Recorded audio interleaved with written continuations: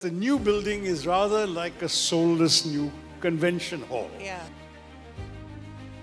Even while these BJP disruptions are going on, Prime Minister Manmohan Singh was inviting the same leaders to breakfast to discuss what issues were troubling them. Is that now never bothered to come and talk to the opposition. Now we have had a government which has introduced terms like anti-national into the discourse. If you disagree with them, you're anti-national, you're unpatriotic. The BJP benches all stand on their feet and start saying Modi, Modi, Modi. It's kind of almost... How did the name India come about? It came about because the people beyond the river Sindhu, the Indus. My last question, very important. What's the canteen food like? Important. I hope you're not announcing your retirement from politics.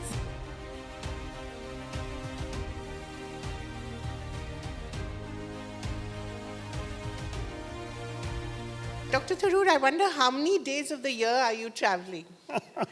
Probably far more than is good for me. I mean, I've lost count, but certainly over 100 flights a year. 100 flights a year? And not to mention countless hours on the road, especially in Kerala, where we don't have enough flight connectivity. So I'm on the move a lot. Right. More than is entirely good for me. What does that tell you about India? Oh, I think people you meet and, such a diverse... That's what keeps me going, Yeah. is that I find myself energized by the audiences. The questions are usually solicit questions that I don't really believe in monologues. Yeah. And I found that the audiences, what's on their mind, their interests, vary, but are usually of extremely interesting quality. And I find this, perhaps in some ways, more rewarding than sitting in Parliament and watching it being disrupted. Which was actually my next question, because this is your fourth term. It's a new building. Is it a new environment as well, psychologically, socially, culturally? Do you get to gossip as much as you did in the old Parliament? What's it like, actually? Look, I mean, there are really two questions on that. I mean, is the new building different from the old one? Yeah. Yes, it's certainly lacking the kind of character the old building had, which was redolent of history. The whole atmosphere went back, the first built in the 1920s to house the British Legislative Chamber and the British Raj, and then you look at all the oak paneling and the old portraits and the lower ceilings, which give you a greater sense of intimacy. Right. Yes, it was cramped, it was uncomfortable, you couldn't get up to go to the toilet without having to trip over half a dozen colleagues. But there was a certain charm in it, right? But there was a certain charm, and of course there was the central hall where people met and gossiped, as you put, and so on. Now, people are people, individuals don't change, so the gossiping may continue, but in less convenient circumstances. And I can tell you that the new building is rather like a soulless new convention hall. Yeah. And we have seen convention halls like this all over the country since Vigyan Bhavan came in and set the standard in Delhi. And I would say this is not an improvement on that. Perhaps with time it will acquire some character by use, by development of new traditions. But at this stage, there is a certain soullessness to it. I'm very conscious of what Justice Ramasubramanian said about soul, and he and I and the spirit. agree on the universality of the Atman, but I think that we can use the word soul in English metaphorically to speak about spirit plus something else, spirit plus a sense of indefinable character and identity that we speak of when we speak of the soul of India, the soul of Parliament, and this is still a soulless building. So on that issue, I would say that it's the newness is a disadvantage. In terms of convenience, it is certainly in some ways very convenient. For one thing, it's easy to get up and go and come back and so on. Remember, you have more leg room, you have more sitting room, the space is much bigger. It is less convenient in that there is no central hall anymore. There is a cafeteria, which is a good walk, including through some public spaces to get to it. There are kind of lounges on both houses, Lok Sabha and Rajya Sabha, where you can sit around, but very few people are seen talking to each other there. They're usually immersed because there's Wi-Fi there, and you're not allowed to use Wi-Fi in your chambers, and therefore you rush off to these lounges and check your messages or whatever. It's not yet the same sort of atmosphere. And finally, I think the real problem at the moment with Parliament is that over the years, and I'm not being partisan and blaming just the BJP. I would say over the last 20 years or so, we have seen a steady decline in what Parliament used to be or even should be. And it's now become increasingly a disappointing place to sit and work. It is characterized by very few high-quality debates. It is marked by excessively frequent disruptions. It no longer gives you the kind of sense which I must admit was already beginning to go down the tubes when I first came into Parliament 16 years ago, but which has been accelerating its decline since. It fails to give you the sense of the temple of democracy, the principal chamber of accountability of the government to the people, all of those things. Increasingly, what should be happening in Parliament is attempted to happen in the television studios, but the quality of that is another matter altogether, and you've been there, so I won't go there. So the net result is our democracy is suffering because of this decline in quality. But there are still some high-quality speeches that we see. Maybe nothing of the stature of, say, when Vajpayee quit, after the 13-day government, or say when Omar said, I'm a Muslim, I'm an Indian. I mean, that 2008 speech, I think, is still very memorable. But there still are people who make an impact. Who would you say are your top 2-3 parliamentarians of today? No, that would be invidious. I don't think it's right for me to pick specific colleagues. Everyone has had good moments. Some have not had a chance to have a good moment because of what's going on.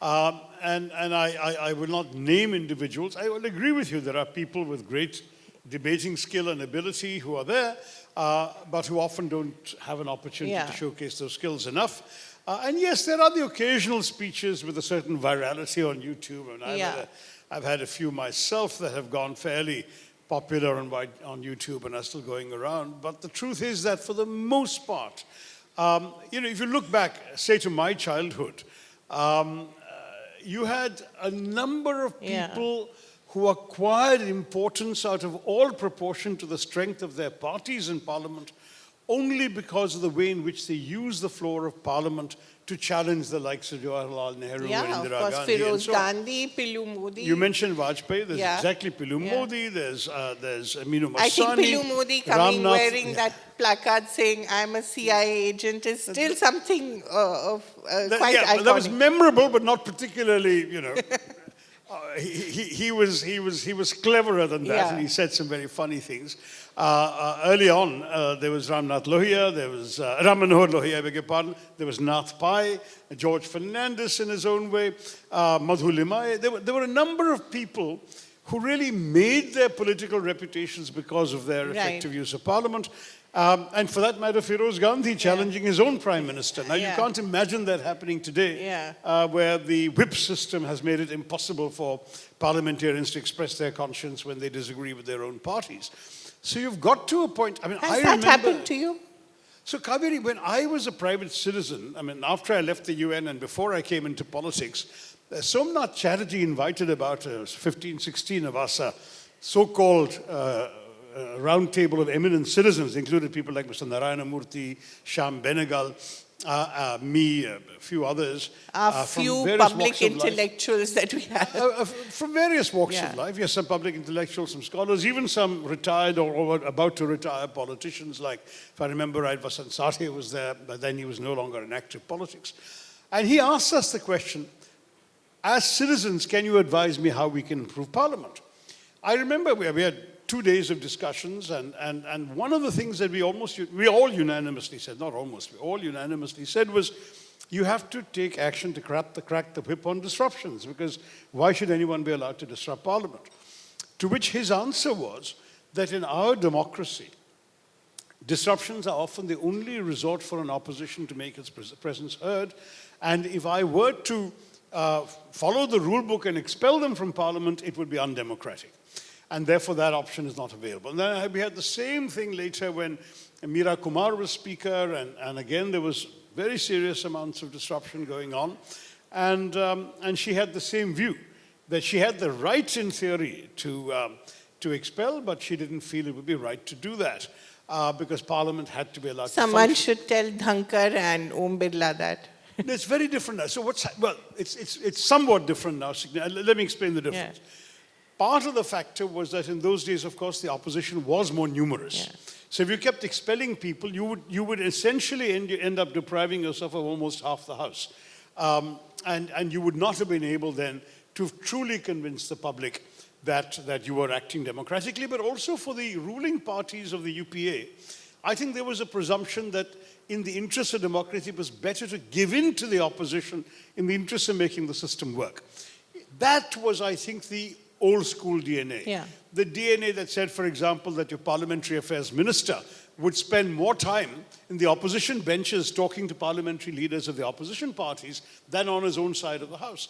That was the way in which the Congress and I must People say, like Pramod Mahajan, I think. absolutely, Pramod Mahajan, when he was Vajpayee's parliamentary affairs minister, Kamal Nath and Ghulam Nabi Azad and the UPA, they would spend more time on the other side and they'd be talking and schmoozing, if you like, with the opposition leaders, but getting things done. Right. And even while these BJP disruptions are going on, Prime Minister Manmohan Singh was inviting the same leaders to breakfast to discuss what issues were troubling them and so on.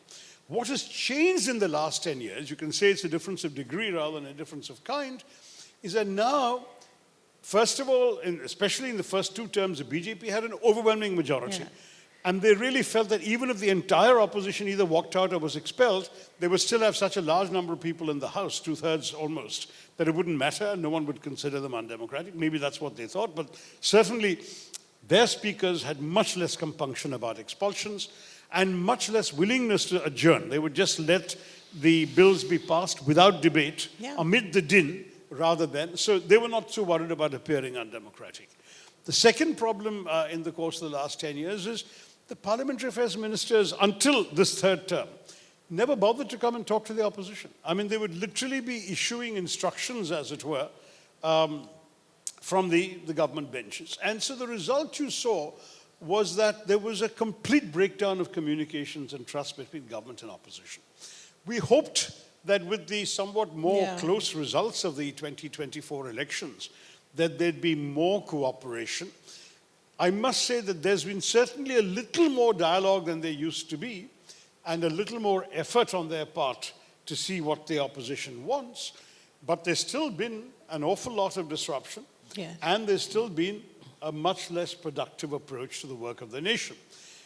I have been dismayed to see in my 3 terms and the beginning of my 4th that increasingly the government just sees Parliament as a notice board to issue its pronouncements and as a rubber stamp of its own side, reinforced by the anti-defection law and the whip system, which means that even if there are MPs on their side who don't agree with some provisions or who are willing to see the merit in some proposed amendments, they'll still be steamrollered through. And the result of that, I think, has begun to undermine Parliament. You see, what was interesting was that in the old days, and I'm somebody who for my PhD, I read up hundreds of pages of parliamentary debates in the 60s. What was your PhD on? It was in Indian foreign policy making, so I was reading principally foreign policy debates. But when you're going through them, it's inevitable you get distracted by other debates as well. There's so much of rich material there. And I must say that it was very impressive to see both the quality of the argument, the intensity, and there was never the sense that there seems to be now, well, in any case, you're going to lose the vote, so how does it matter? I remember one particular memorable line of Vajpayee at a time when there were very few Jansangh members in Parliament. When it was 2? Well, no, not when it was 2, a little earlier, because my PhD was written before they were reduced to 2. It was the Jansangh days, they had a hand for maybe 40, 50, thereabouts, or 30, 40. But anyway, so he said to Indira Gandhi once, Madam, we have the arguments, you have the votes. And that was, so, but he said, I will still place my arguments on the record. I want the nation to hear what I have to say. And this is part of the logic of what this is all about. But part of the situation today, I think, is that there's much less opportunity. Many in the opposition seem to prefer disruption to debate, feeling that debate is futile because in any case, the government will get its way. The government has never taken the trouble in its entire, this two terms and 1 year of the BJP, they never once admitted an opposition adjournment motion, an opposition amendment to a bill, an opposition logical argument. I mean, it seems silly, but I can tell you when, for example, I remember when Ghulam Nabi Azad was health minister, And a suggestion was made on a particular bill by a doctor.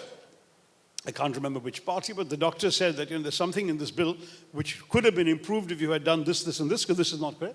The bill had been introduced. He took it back, discussed with his officials, amended the bill, and brought it back a few days later. Now, this has never happened in the BJP. And I can remember a very trivial example, but in the first few months of the BJP government back in 2014, they were still passing some bills which had been prepared and all the legwork had been done in the last days of the UPA. One of them was a bill which required companies, factories, establishments of a certain number of people or more to inform their workers of their legal rights in writing. So when that bill came forward, obviously in the previous government, I was only confined to my ministry, so I didn't know what was going on. I didn't know about this bill. But when the BJP put that bill forward, I spoke up and offered an amendment saying, look, this is an excellent idea, but remember that in our country, there's still large numbers of illiterate factory workers and so on. In addition to providing them their rights in writing, can't we also have a provision that they should be informed orally of what these rights are? And literally, I could see a majority of the BJP MPs nodding their heads in agreement while I said this. But when the bill came to a vote, the whip was immediately exercised, and the entire lot of them voted for that bill, which I think could have been improved by adding the question of oral rights if you were serious about conveying rights to workers. Now, this is a simple example and a trivial one because it doesn't change anything much that's fundamental. But it raises the question of, do opposition views matter? And increasingly the impression given to the opposition by the government is they don't matter. Now, all of this is bad for the country, bad for democracy. And the other thing, very sadly, we've seen is a breakdown of trust, not just a breakdown of communication between the two sides. There is a sense in which, honestly, in every democracy, government and opposition must start off with the basic presumption that each has the best interests of the nation at heart, but that they disagree about how to achieve it and what ideology to pursue in achieving it. That's what democracy is. Otherwise, you should just overthrow the system, attempt a revolution. It wouldn't be democracy. In democracy, everyone is agreed that ultimately the welfare of India and Indians is what matters. We disagree on how to get there. That's somehow gone. Now we have had a government which has introduced terms like anti-national into the discourse. If you disagree with them, you're anti-national, you're unpatriotic, you're treasonous in your conduct. And for the other side, there is increasingly this perception that they see themselves as the doubted, the doughty Pandavas, the embodiments of virtue against the evil machinations of the government, who are sort of this metaphorical and largely numerous, but adharmic Kauravas. Now, this kind of moral black and white on both sides means that you no longer just see yourself as adversaries, you see yourself as enemies. And that's can't be good for democracy either. I wonder, when you meet privately across party lines, do the BJP MPs express this kind of view to you as well? Are they happy with what is going on? Look, first of all, we meet much less together informally than we used to. I can tell you, during UPA time, it was entirely common, for example, for socializing during parliaments to involve people of all parties. Regardless of what you said on the floor of the House, you were still you were constantly in each other's homes and each other's events and so on. Very much less of it. Now, yes, people will still attend, say, weddings or occasions like that across party lines.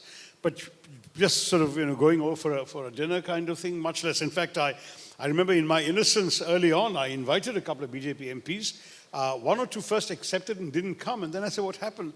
And then they felt very awkward. They said, look, we've been told not to come. Really? And then subsequently, I remember I made one more stab at it with somebody whom I had had very friendly interactions with, who was an MP on the other side and later became a minister of state. And she said, look, it's better for you not to invite me and it's better for me not to accept, quote, unquote. And we'll spend the day guessing who it is. So there's very much less of that sort of communication. And I must say that I think something is lost in that process. I never used to refuse an invitation from a BJP MP when I was a Congress MP or a Congress minister.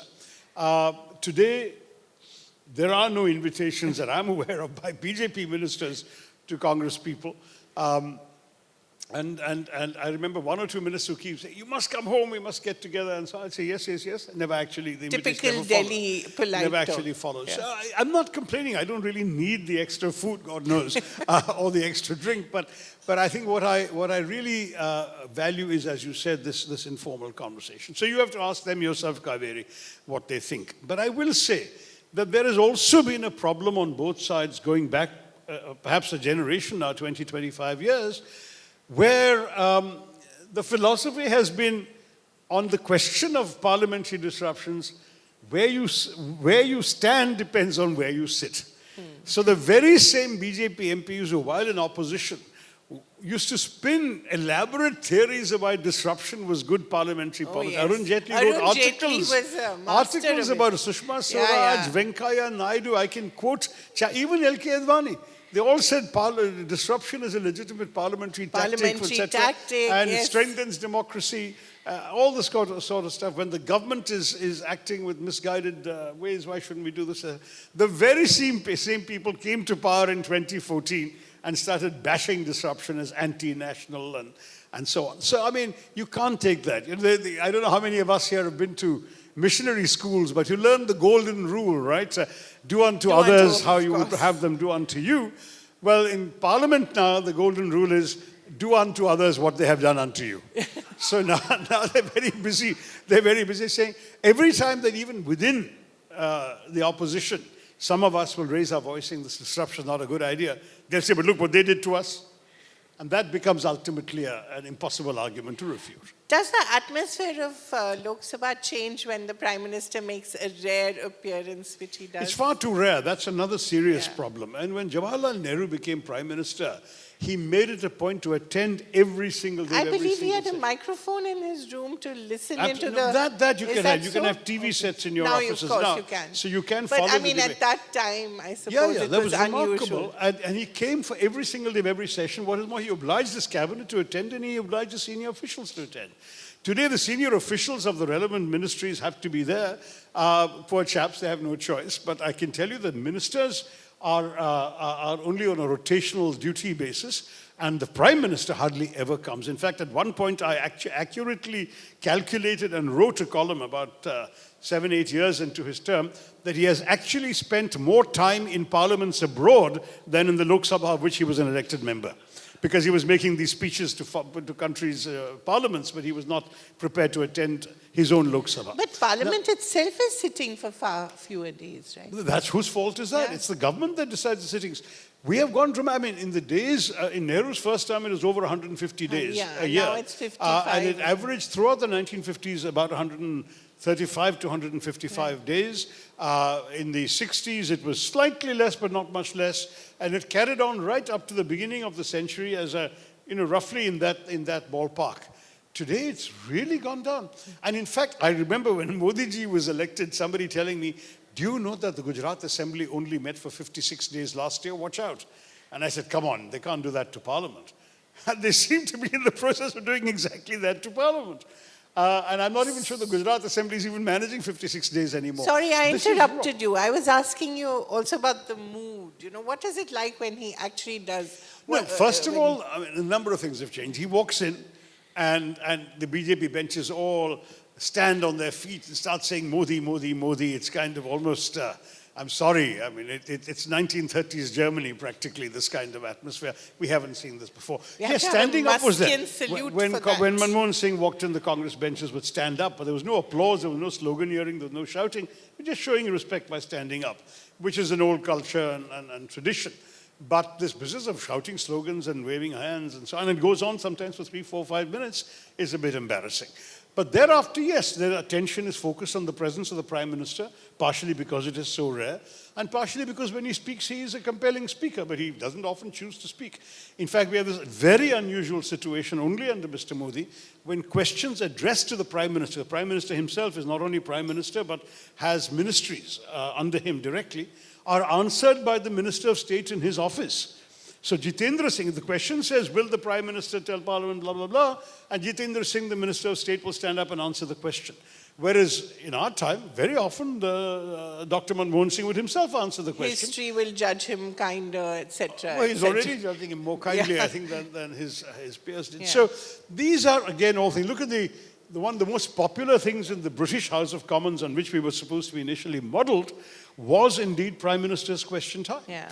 We don't have anything like that. Arguably, we never did, so it's not just BJP's fault, but we don't get. But this time the Prime Minister doesn't even answer normal question hour on the questions to the ministries that he's officially in charge of. Then why is he in charge of them? That's really troubling. The other things we don't have that other parliaments have that might perhaps, for example, I've even suggested in an article somewhere that what we could do, for example, is to borrow this idea that several Western parliaments have of saying that one day a week the opposition will determine the agenda. So the whole problem, the reason the opposition has an excuse to disrupt, it's not the only reason, but the principal reason, is they say we want to raise a particular issue of compelling importance. The Speaker won't permit it under the adjournment motion, the government won't allow us to discuss it, so we disrupt because we don't want the government's business to go ahead, but they don't let our business go ahead. That's the logic.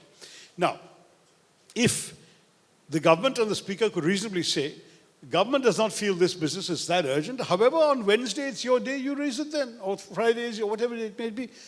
Now, that could be a good solution, and then there could be an agreed code of conduct on the basis of that since the opposition does have the democratic right to set the agenda on one day of the week, that they are also prohibited from disrupting the other 4 days, which is in their own interest, because look at what we get from Parliament. We can question ministers in question hour. We can raise our constituency issues in 0 hour. We can bring to the public matters of urgent public importance under what we call 377. Beg your pardon? Lots of drama, lots of fire. And you can debate, you can challenge, you can express your point of view. Even when you're going to be outvoted, you can lay for posterity a record that shows that you were right, which is what Vajpayee's logic was. That sort of thing you could do, and that ultimately benefits the opposition MPs, because as it is, when you're not in government, you're not able to deliver as many benefits for your constituents except through persuasion, wheedling, cajoling of government ministers. But at least you can say, look, I raised your issue in Parliament. Here is the video, or here is the text of the speech I made, in which I said that. But when you hardly have any chance to speak because the Parliament is disrupted most of the time, you can't even go and tell you people, see, I raised your issue. So are your microphones really switched off, and how do they do that? I wonder. Does Mr. Dhankar have a button that goes... The switching off of the microphone is indeed a prerogative. I'm surprised, honestly. I mean, I've never sat in the Speaker's chair, so I don't physically know how it works. But there is no doubt that it seems to me that... Mr. Birla and Mr. Dhankar are using MPs it. and particularly opposition leaders, when they're either saying things the government doesn't want to hear, or when they're speaking out of turn, or when they're seeking the mic to raise an issue that the authorities don't want them to raise, their mic does go silent. That is true. I've seen it far too often for the Speaker to really credibly say that he doesn't control the mic. It does go off. The level of animosity between the chair and the members, especially of the opposition, is also quite unusual, isn't it? It has definitely become worse over the years. And I think it is deeply, deeply regrettable, because ultimately you want to see your presiding officer as a kind of judge, to use an appropriate word this morning, as somebody who sits there, has essentially shed his political prejudices and is there to rule. But unfortunately, it's also part of the government's approach that there is a widespread perception. I won't make it as an accusation because I don't want to show any disrespect to the Speaker, but there is certainly a perception that the presiding officers of both houses receive instructions from the government, and what is more, are willing to receive them, which is not something that previous speakers would either have entertained or been required to entertain. I mean, how do you look at the stature of some of those speakers? Yeah, I mean... What do you tell us, Somnath Chatterjee? What do you tell, can you switch off the mic, please, when so-and-so speaks? He was clearly, he was by far the senior, one of the senior most MPs, and both in sort of years of service and in terms of age. People looked at him with a great deal of deference, and no one would have presumed to give him directions. Even if a parliamentary affairs minister went to him and said, don't do this, he would have said, you give me your advice and I'll take my decision. That's the way he would have been. How is your LOP?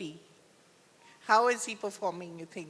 Well, what do you expect me to say? I think he's effective. Look, when he's there, when he has an opportunity to speak, he knows what he wants to convey, and he conveys that in his own way. There are all sorts of styles in Parliament. Not everybody speaks in the same way. Some of us have a sort of more forensic approach, as about marshalling a whole number of arguments and going bang, bang, bang. LOP's style is a little more discursive in that he will take one metaphor or one theme and expatiate on it for some length. But he does that very effectively, and many of his statements have entered our political lore in the last little period. I mean, you've seen, for example, I think one of the things that really stung, it was not even in a speech, it was in Rapati, in that he was making a speech early on in the Narendra Modi government, and he said something about your prime minister. And the BJP promptly stood up and he's your prime minister too. And then he said, yes, he is my prime minister, lekin wo kisan mazdoor ka pradhan mantri nahi hai. He is not the farmers. That really stung. Then that was the same thing which he said, this is a suit boot sarkar.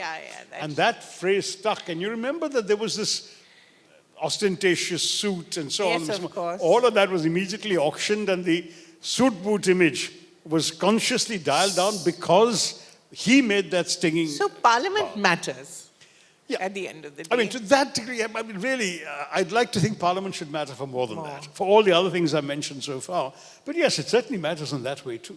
Yeah.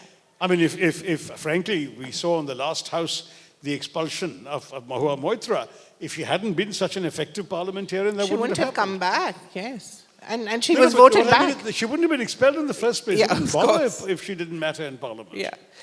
Could we have a couple of quick questions? Yes, two. We can't let Dr. Tharoor go without questions. I know people really do like to ask him. Yes. Good Quickly, morning, please. Dr. Tharoor. I'm Adil Beg. I teach economics. Already we spoke about how Parliament is functioning. We discussed the issues. You said the concerns. Everything is fine.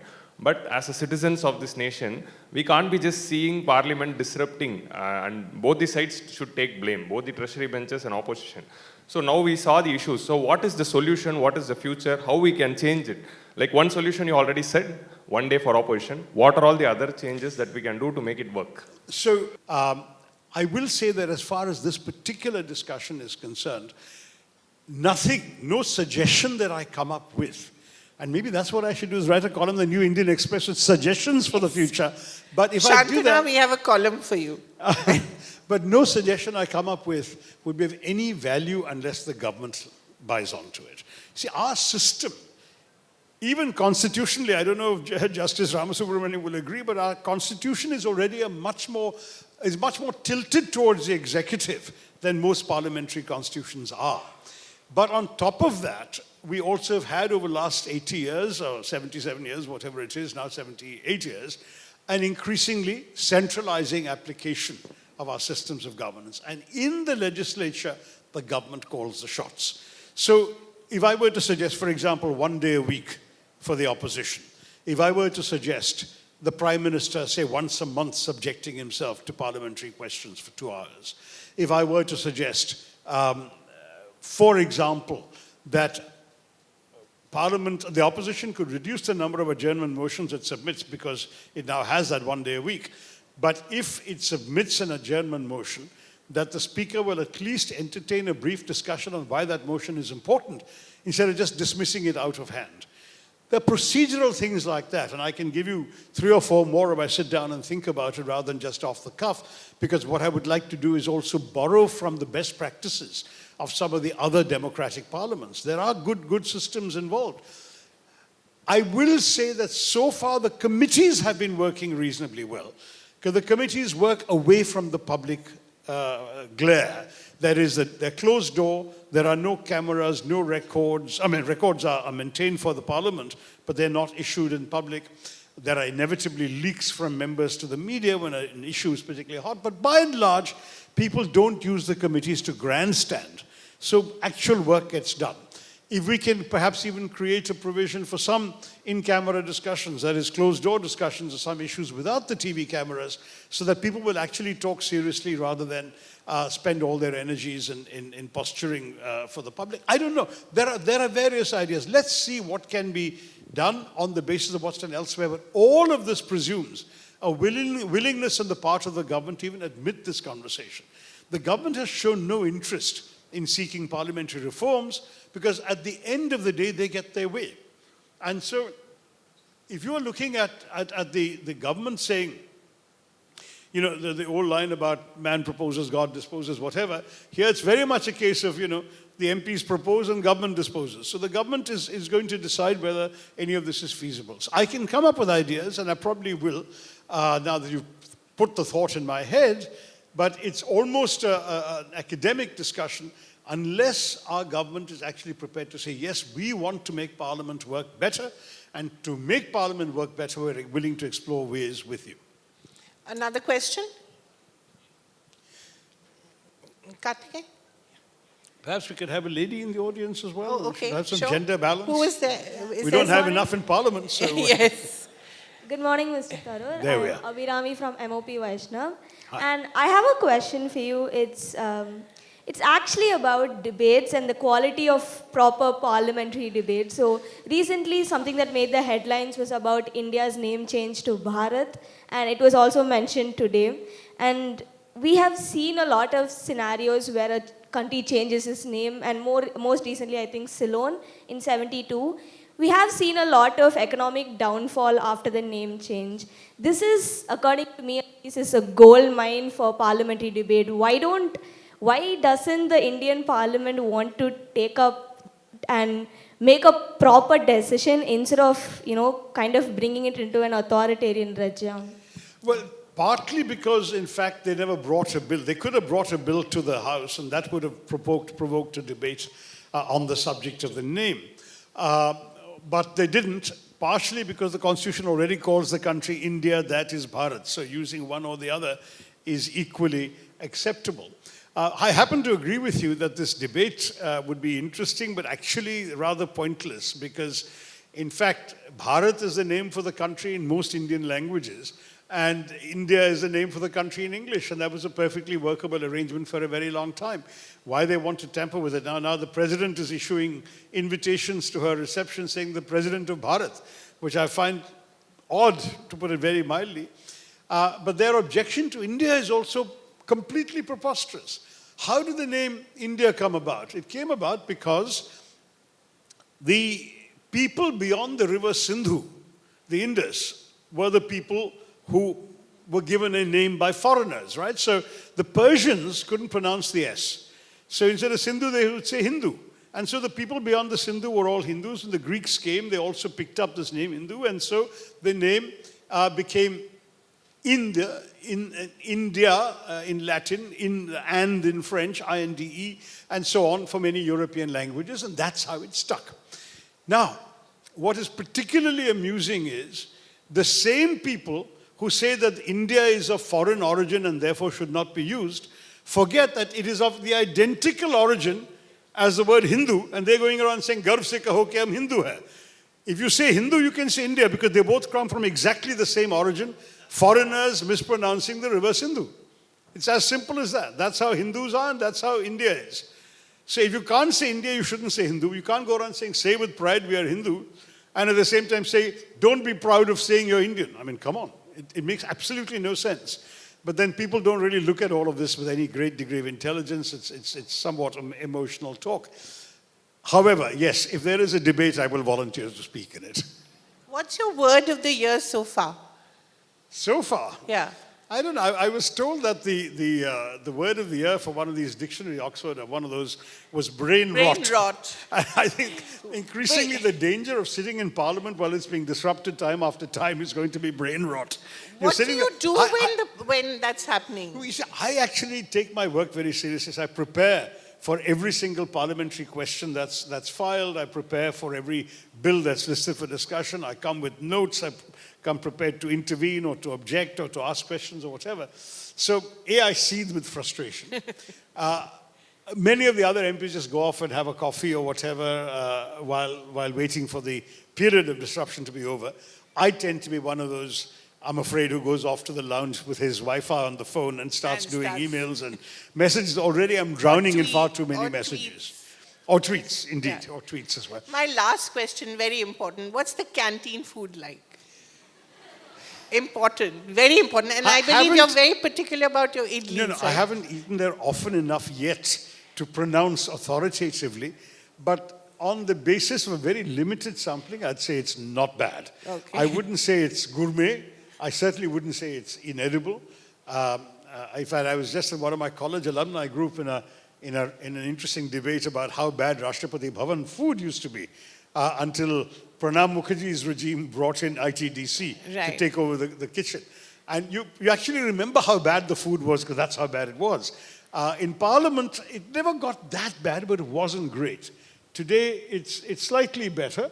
I don't think anyone would sort of, go there in preference to going to the Chola, but certainly you would go there if you wanted a cup of coffee or a snack or a dosha or a vada, whatever, without feeling that you were doing any violence to your insides. Great. Thank you so much. It's been quite an insight into how Parliament functions and Thank you. also the new Parliament building and what MPs do. Thank you all very much. And yes, it's been interesting. And I must say that I don't mean to make people feel that they don't want to be in Parliament. Yeah. I just hope that a new generation will do better than some of us. Right. That you will still feel inspired. I may not want to go through this experience a fifth time after having seen so much of this Really? negativity. I hope you're not announcing your retirement from politics. No, not from politics. From contesting a Lok Sabha election. I've already said that in my constituency 4 times. And touch wood, thanks to the voters for victories, has given me enough to rejoice in. I think if my party wants to use me and the people want me to do things in politics, I'm still interested and willing. But sitting in a disrupted parliament time after time can be somewhat dispiriting. So what I'm urging is the young people who want to come forward, should get involved in parliamentary politics, but should come with different standards and ideals and try and prevent and do everything they can to avoid the disruption we've seen in recent. Wonderful. We have to think of post MP employment from Dr. Tharoor, regular column, more frequent column in the New Indian Express, perhaps, Shantanu. Thank you so much.